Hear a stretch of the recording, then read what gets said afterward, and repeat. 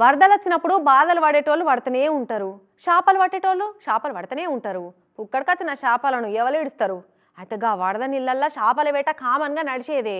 కానీ గా కొమరం భీం ఆసిఫాబాద్ జిల్లాలో వస్తున్న వరద నీళ్ళల్లా ఇంకేదో వేటాడుతున్నారట అక్కడ జనాలు.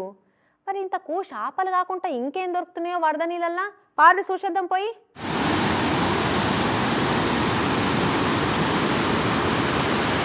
ఇగో కట్టెలు పట్టుకొని ఒడ్డు పంట నిలబడరు చూడు, వాళ్ళ చేతులున్నాయి గాలం బరిగలు కావచ్చేమో అనుకునేరు. కాదు కాదు, ఒట్టి కట్టెలే. మరి ఒట్టి కట్టెలతో ఏం చేస్తున్నారు వాళ్ళు?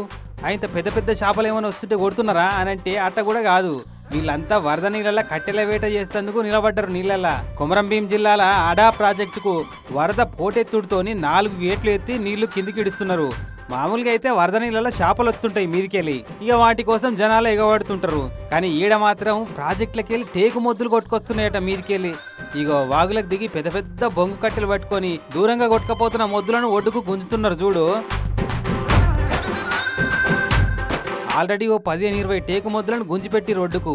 ప్రాజెక్టు కింది బాదుకున్న గుండె ఊరోళ్ళు వీళ్ళంతా. చేపలు పడితే 100లే, అదే టేకు మొద్దులు దొరికితే 1000 రూపాయలేనాయే. ఓ 10 గల మొద్దులు పట్టుకుంటే లక్షల మాటేనాయి. అందుకే డేంజర్ అని ఏరుకున్నా దిగి దూరంగా పోతున్న మొద్దులను గుంజుతున్నారు ఇట్లా. అగో మొద్దులు ఎట్లా కొట్టుకోపోతున్నాయి చూడు.